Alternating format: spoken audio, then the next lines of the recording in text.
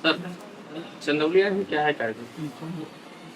चंदौली एक बनारस जिले के सटा जिला है, ऐतिहासिक जिला है और यहाँ हमारे निषादों की मछुआरों की संख्या अधिक है और गंगा से सटा हुआ है।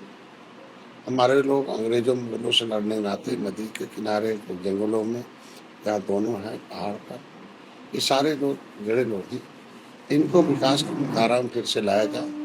ये आज़ाद भारत में देश को आज़ाद कराने वाले हैं, ये अंग्रेजों मुगलों के कानून से उबरने वाले हैं और संविधान बनवाने वाले हैं। संवैधानिक अधिकार के लिए ये अपने संघर्ष को जारी रखा। इनका एक ही उद्देश्य है कि एक विचारधारा है कि पहले था कि पहले गरीब लोग कमाते थे, बड़े होशियार लोग कमाते थे, लेकिन संविधान में आया कि नहीं, जो होशियार लोग हैं वो कमाएंगे, सरकार से पैसे कमाएंगे और गरीब के बेटे को पढ़ाएंगे और उसे भी होशियार बनाएंगे और बाद में उसकी गरीबी अपने को खत्म करके लाएंगे, तो ये बराबर हो जाएगा। ये सामाजिक न्याय की बात है। तो सामाजिक न्याय में लेदरमैन, वाशरमैन, फिशरमैन, क्राफ्ट्समैन सब है, लेकिन लेदरमैन और वाशरमैन तो ले लिया, लेकिन फिशरमैन फिशर क्या, क्योंकि इसको लोगों ने बहका दिया, चूँकि ये अंग्रेजों मुगलों से लड़ने में अपने को था। तो जिस तरीके लेदरमैन लायक हो गया, लागू है संविधान, तो ये भी लायक बनने के लिए, चूँकि समझने लायक हों, चूँकि संविधान समझने लायक हो गया। संविधान सम्मान, सुरक्षा, समृद्धि, सुख सब देता है। तो इसी वही संविधान जो बनवाए उनके बच्चे भी सरकारी पैसे से पढ़ के सरकारी स्कूल जाएँ, ये भी अपने बेटियों की इज्जत सुरक्षित बनाए, नौकरी में आए। जो संविधान की सूची में सूचीबद्ध है 10 अगस्त 1950 को, लेकिन कुछ बेईमान लोग हैं, इनको ओबीसी में डाल दिया था, उसमें से भी राज्यपाल ने हटा दिया।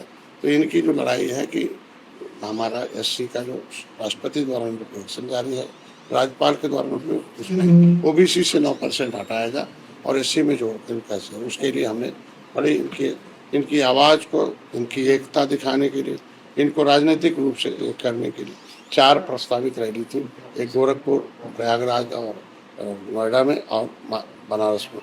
तो 26 तारीख को बनारस में इनकी एक विशाल महारैली है, एकता रैली है। उसके लिए चंदौली में इनको आमंत्रित करने आए, इन्हें बताने आए कि भैया आप लैला पीना छोड़ दो, रैला में आओ और हमारी समस्या का समाधान है। मोदी जी अपर कास्ट को 10% दिया, महिलाओं को 33 दिया। आज नारी बंधन है, महिलाओं को धन्यवाद देता हूँ मोदी को कि आज कम से कम देश की आधी आबादी उपेक्षित थी, उनका आज के दिन में अधिनियम ला रहा। तो इनका भी अधिनियम है, अनुसूचित जाति अत्याचार निवारण अधिनियम से सुरक्षित है, उस अधिनियम के अंतर्गत इनको भी सुरक्षा मिले। इसके लिए इनको हम समझदार, होशियार, ज्ञानवान बता रहे हैं और हम लोगों का मार्गदर्शक है, रास्ता बताते हैं भाई कि अगर इस रास्ते पर चलोगे मजदूर हो जाओ, क्योंकि गरीबी खत्म करने के लिए एक नियम चक्र, गरीब का बेटा पढ़ाई गरीबी में पढ़ेगा, गरीब होता है, अमीर का बेटा अमीर में होता है। लेकिन संवैधानिक व्यवस्था है कि गरीब के जो उजड़े लोग, लेदरमैन, वाशरमैन के बेटे, सरकार पैसा पढ़ाएगी और सरकार की व्यवस्था से पढ़ के वो अलग से उनका चक्र निकल जाएगा। मंत्री जी, एक वीडियो आपका वायरल हुआ था जिसमें रोते हुए आप कह रहे हैं कि हमारे समाज के लोगों के साथ ज्यादा भेदभाव होता है, अन्याय हो रहा है, लेकिन वही पीएम मोदी कह रहे हैं कि भाजपा सरकार में किसी के साथ भेदभाव, सरकार आपकी है, आप कह रहे हैं मेरे लोगों के साथ अन्याय हुआ है, ये कैसे? इनका दर्द है, समाज का दर्द है। झोपड़ी में अभी भी है हमारे लोग अभी नाव नहीं चलाए तो भोजन न पाए। तो अभी है यह है कि जिस तरीके का पहले भेदभाव था, कब्जा करते थे, अन्याय करते थे, लोगों की जमीन कब्जा करते थे, सताते थे, उसमें है। लेकिन जो हमारा SC/ST प्रोटेक्शन एक्ट है कि भाई जिस तरीके से चमार भाई की बेटी कोई छेड़ दे तो पूरा अलमा IAS PCS उसके लिए जिम्मेदार बनाए जाते हैं। तो मेरा भी SC/ST प्रोटेक्शन एक्ट में है कि निषाद की बेटी, लेकिन विपक्ष कह रहा है कि चुनाव नजदीक आ गए तब मंत्री जी के आंखों से आंसू टपक रहे हैं, वो चुनाव को देखते हुए मेरे समाज की दर्द और क्रांति है कि जिन लोगों ने इनको ठगा है। हमने किताब लिखा है, मेरे राजनीतिक आरक्षण छीनने वाले धोखेबाज कौन है? सपा, बसपा, कांग्रेस। जब हम लेदरमैन, वाशरमैन, फिशरमैन संविधान में है तो मेरा नाम OBC में क्यों डाला गया? अगर संशोधन क्यों किया 26/12/2016 का में ये है जातीय पिछड़ी, तो लेकिन जब 5 दिन बाद फिर संशोधन किया नहीं, ये जातीय पिछड़ी नहीं है। इसके मतलब धोखेबाज लोग हैं, धोखा देने वाले लोग हैं और इनसे दूरी बनाना मेरा समाज है। तो निश्चित रूप से मेरा ये समाज का दर्द तो बोलना पड़ेगा कि भाई देखो मेरा समाज है, सबको गंगा राम को भी पार उतारा, सबको पार उतारा सबने। भाई कौन सा गुण था कि आज सामाजिक न्याय समिति का रिपोर्ट कहती है कि OBC के 27% में मिल्कमैन का कब्जा है, 23 मिनट लेदरमैन का कब्जा है, तो अदरमैन कहाँ चलेगा भाई। तो ये कब्जा करने वाले लोग आए, बड़े प्रेम से वोट लिया, इनके नौकरी पर कब्जा किया, तो अपने समाज के दर्द को तो बताना ही पड़ेगा।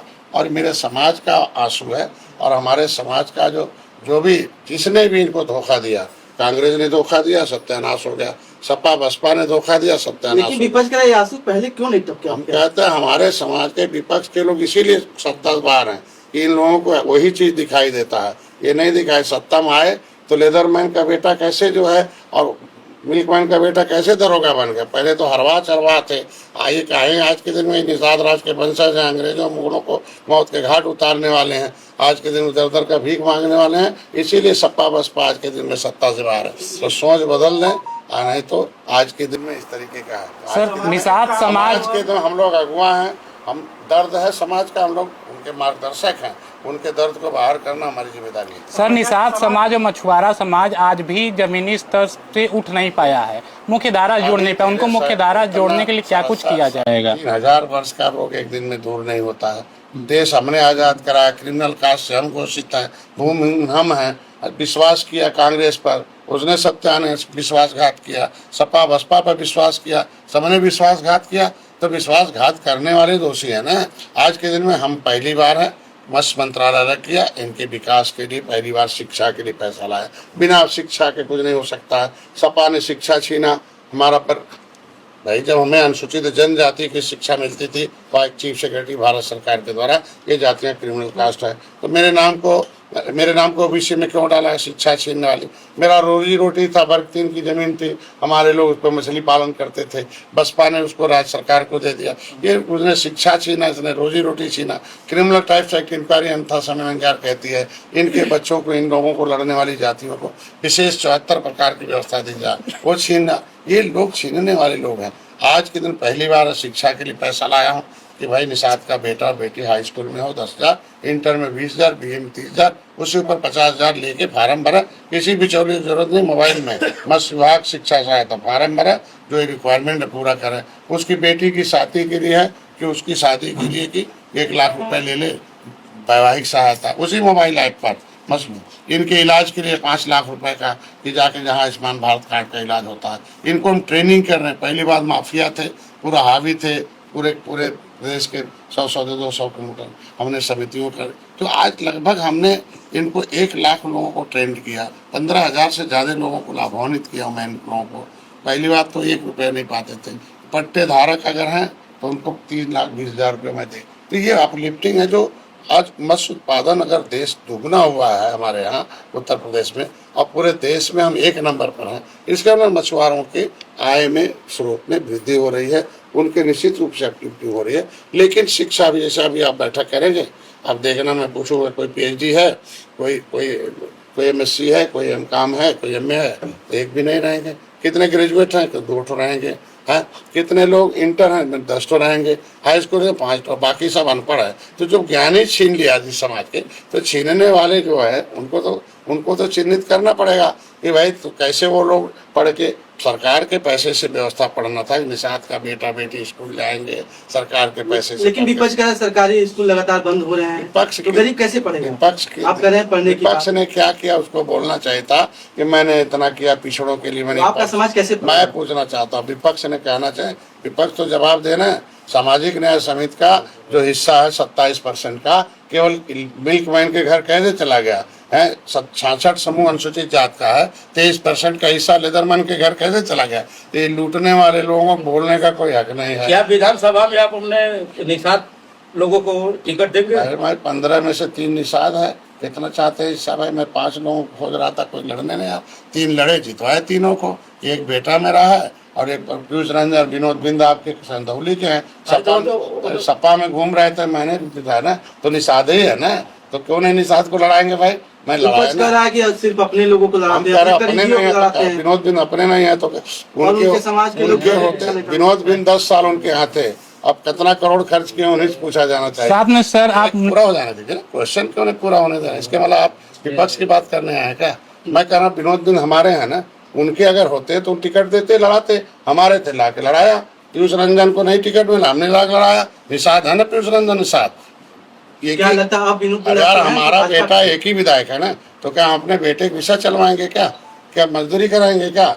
अगर हम राजनीति से ही सब 5-5 लोग हैं विपक्ष के घर में, एक ही घर में 1 दर्जन मंत्री हैं, जाके देखिए सदन में, और जाके सपा कार्यालय देखिए, उनके सामने देखो किसका बोर्ड लगा हुआ है, एक मुसलमान है, बाकी उनके घर के लोग लगे हैं। लेकिन आज के दिन आपके बेटे सांसद थे, लेकिन इस बार अरे हम 2024 में हार गए थे। 43 सीट हार गए, हम एक आपके एक बेटे मिनट विधायक 43 हैं, सीट आप हार व्यक्ति गए, हैं। और वो यह भाजपा, माना जाए कि पूरा परिवार एक मिनट, भाजपा के सिंबल से थे, इसलिए भाजपा जवाब देना है उसका। 43 सीट हारे हैं, उसमें अकेले हम ही थोड़ी हारे हैं। हम कहते हैं विपक्ष से पूछिए ना, क्यों 27 साल से पिछड़ों के नेता थे, समाजवादी दलितों की नेता थी, 27% आपको आरक्षण है, तो काहे हार गए? 70 बार हो गए भाई, पूछे समाजवादी पार्टी से, जी, बसपा से पूछा कामगार जाए। वर्ग सड़क पे है, इंसाफ काफी नोएडा में हुई। आज के दिन में उनके साथ हमारी सरकार खड़ी है, और देखो पकड़े जा रहे हैं जो लोग बीच में घुस के जो किस तरीके से रिएक्शन करा रहे हैं। अगर 100 ठो मजदूर पकड़े जा रहे हैं तो 40 ठो मजदूर और 60 ठो उसमें पकड़े जा रहे हैं, तो जांच में पता चलेगा कि कौन लोग हैं, किस तरीके से। आज के दिन मजदूरों के साथ मेरी सरकार खड़ी है। माननीय मुख्यमंत्री जी ने, सदन जब चल रहा था, बजट पास हुआ, उसी समय बजट के लिए पैसा लाया गया था। कानून बनने में, उसको पॉलिसी बनाने में टाइम लगता है। एक राज्य थोड़ा पहले हो गया तो इसका मतलब ऐसा थोड़ी है ना, उसके लिए बजट में पैसा पहले प्रावधान कर दिया था, माननीय मुख्यमंत्री ने घोषणा भी कर दी थी, और उसके लिए पॉलिसी आउटसोर्सिंग के लिए निगम भी बना दिया कि अब उनके साथ कोई धोखेबाजी न करे और उनको खाते में पैसा जाए। महिला बिल आरक्षण के कांग्रेस विरोध करी, इसको क्या? वो तो महिलाएं सोचा आधी आबादी का विरोध कर रही कांग्रेस। इसका मतलब 70 साल क्या कर रही थी कांग्रेस? ये माताओं का, बहनों का कर्जा क्यों नहीं दिया भाई? लड़ाई में हमारी महिलाएं आगे रही, देश की आज़ादी में हमारी महिलाएं आगे रही हैं। परिवार आज के दिन वो भी सामाजिक न्याय कहता है कि महिला बराबर हो जाए, तो बराबर होने के लिए जब तक उन्हें आरक्षण नहीं देंगे, बराबर कैसे आएंगी? तो आज के दिन में कांग्रेस को साथ रहना चाहिए। उसका जवाब तो इलेक्शन में महिला। मंत्री जी, अभी आप चुनाव को लेकर क्या करें? अभी आप मत्स्य पालन को लेकर, आज न्यायालय में उसकी सुनवाई है। न्यायालय में जब तक जो मामले न्यायालय होते हैं तो न्यायालय के हिसाब से उसको देखा जाता है। मंत्री जी, आप मत्स्य पालन को बढ़ावा देने की बात कर रहे थे, इसमें एक योजना भी चला जाता है, प्रधानमंत्री मत्स्य संपदा योजना, लेकिन दूर दराज जो ग्रामीण क्षेत्र मछुआरे हैं अभी उन तक योजना नहीं पहुंच पा रही। क्या कोई विशेष आउटरीच प्रोग्राम विभाग के द्वारा चलाया जाएगा? हमारे यहाँ देखो SC ST के लिए एक विशेष योजना है। अभी ट्राइबल के लिए हमने अलग से योजना बनाई है, उसमें केवल ट्राइबल है, उसमें चंदौली और सोनभद्र जैसे जिले शामिल हैं। ऐसे उनके लिए अलग, ऐसे जो ट्राइबल क्षेत्र में हैं उनके लिए हम प्रधानमंत्री परियोजना से दूसरा कोई नहीं पाएगा। तो ऐसे हम विशेष रूप से महिलाओं के लिए 60% है, पुरुषों के लिए 40% है। और पहली बार है कि हमको लगता है कि पहले विपक्ष था तो कुछ करता ही नहीं था, हम जब से आए हम तब से हमको लगता है कि 1000 करोड़ रुपये से ऊपर होंगे। चंदौली में आपके सामने एक मत्स्य मंडी है, उसके लिए पॉलिसी बना रहे हैं कि गरीब को भी उसमें दुकान मिले, उसमें लोकल लोगों को भी दुकान मिले, BPL APL को मिला है। जिस तरीके से उसमें व्यवस्था बन रही है उसको मैंने लगा रखा है, उसके लिए मैंने टीम लगा रखी है। तो ये हमारी प्रधानमंत्री की सोच है कि आज के दिन में मत्स्य विभाग जो है एक व्यापार का और आय का स्रोत है, रोजगार का स्रोत है। उसको कम आधुनिकीकरण करके हम जो है आय अपना दोगुना कर सकते हैं, इससे लोगों को। आज महिला बिल पेश हो रहा है, समाजवादी पार्टी बिल का विरोध कर रही है, क्या कहेंगे? ये सब लोग, ये नाम समाजवादी पार्टी का, नाम बहुजन समाज पार्टी का, नाम कांग्रेस है, लेकिन काम क्या है इसको समझ सकते हैं। जनता ने जजमेंट कर लिया। ये लोग महिला विरोधी हैं, पिछड़ा विरोधी हैं, दलित विरोधी हैं, गरीब विरोधी हैं। नहीं तो इनके हाथ में सत्ता थी ना, बहुजन समाज पार्टी के हाथ में सत्ता थी। और गांव के देख लो, आज के दिन में आया OBC का 27% आरक्षण में केवल 5000 परिवार चंगू मंगू खा गए। गांव के यादव अभी वैसे घूम रहा, गांव का दलित अभी जाटो चमार भाई ऐसे ही है। कौन है 5000 लोग हैं उनके चलते? तो ये बताइए कि तय हो गया कि खोपड़ी वाले कमाएंगे और सरकार को पैसा चुकाएंगे, सरकार के पैसे से झोपड़ी वाले के विकास की मुद्दा हम लाएंगे। तो पता चला ये लोग बेईमान लोग हैं। खोपड़ी वाले बेचारे कमा के टैक्स तो दे रहे हैं, लेकिन फिर खोपड़ी वाले खा जा रहे हैं। तो आज के दिन में यही है कि महिलाओं को आरक्षण मिले, आरक्षण में भी आरक्षण हो। जिनको एक बार मिल चुका है उनको अलग से वर्गीकृत किया जाए। तो अक्सर में रिक्शा पूरर हो, झोपड़ी में है, पाइपलाइन में, पॉलिथीन में है, भूमिहीन, ऐसे लोगों को अवसर प्रदान किया जाए। इसके लिए हमारी सरकार आगामी 2027 में विधानसभा चुनाव है सर, क्या कुछ खास मुद्दे रहेंगे जिसको प्राथमिकता दी जाएगी? काम के आधार पर होगा और हर जाति, हर धर्म, हर वर्ग के लोग हमारी सरकार खड़ी है और लाइन ऑर्डर है। और पहली 2017 से पहले उत्तर प्रदेश क्या था और 2017 के बाद क्या हो गया, ये जनता देख है। मंत्री जी, 4 राज्यों में चुनाव, विधानसभा 5 राज्यों में हो रहा है, असम हो चुका है, बंगाल में होने वाला है, क्या स्थिति रहेगी? विपक्षी जो है करारी शिकस्त देने की बात कर रहे हैं। एक तो राष्ट्रीय स्तर पर विपक्ष आप किसको मानते हैं? कांग्रेस की दशा आप देख लो, उनके दोनों चुनाव ही नहीं लड़ रहे हैं, भाग जा रहे हैं, पर्चा ही नहीं दाखिल कर रहे हैं। अब कांग्रेस के कितने कैंडिडेट बाहर गए। रही लोकल पार्टियों का, तो केंद्र और राज्य सरकार की दोनों सरकारें जब एक होती हैं तो उसका विकास होता है। तो विकसित भारत, आत्मनिर्भर भारत और जो है सशक्त भारत के साथ प्रदेश भी विकसित हो, प्रदेश भी आत्मनिर्भर हो, प्रदेश भी सशक्त हो, इसके लिए केंद्र और राज्य में दोनों में एक सरकार एनडीए की होनी आवश्यक है। उसी क्रम में हम लोग हर जगह जीतेंगे और वहाँ के विकास के नाम पर और वहाँ के लोगों को फिर से हर जिस तरीके उत्तर प्रदेश एक मॉडल प्रदेश बन रहा है, गुजरात एक मॉडल प्रदेश है कि हम विकसित प्रदेश में हैं, अर्थव्यवस्था में दूसरे नंबर पर हैं, हम हर क्षेत्रों में रोडवेज, रेलवे, एयरवेज, इंफ्रास्ट्रक्चर हर क्षेत्रों में उसी तरीके से और भी राज्य चाहते हैं कि वहाँ भी एनडीए की सरकार है और हमें विकास चाहिए। साथ में सर आपने बताया कि आप अभी मत्स्य मंडी जाने वाले हैं, तो वहाँ को लेकर के अप्रत्यक्ष और प्रत्यक्ष रूप से कितने रोजगार होंगे और क्या विशेषताएं हैं वहाँ? देखिए, वहाँ तो छोटी दुकानें भी हैं, बड़ी दुकानें भी, रिटेलर भी हैं, होलसेलर भी हैं। तो उसमें यह कि अभी हम अधिकारियों के साथ बैठक करेंगे और पूरे यहाँ बनारस मंडल और इलाहाबाद मंडल और मिर्जापुर और आजमगढ़, इतने मंडलों के जितने मत्स्यपालक हैं, जिनको हमने पट्टा दिया है, जिनको हमने योजनाएं दी हैं, जिनको हमने वो किया, उनको हम बुलाएंगे, उनको हम उनकी सहायता करेंगे कि भाई आप फ्री में बीमा ले लो, फिर केसीसी लो 4% ब्याज पर, तुम पट्टेधारक को 3,20,000 रुपया अनुदान लेके काम करो, तुम बच्चा पढ़ रहा हो पैसा लेके पढ़ाओ, इलाज के लिए पैसा लाओ, इस तरीके से ज्ञान हो जाओ, अनुदान के लिए आप तैयार रहो।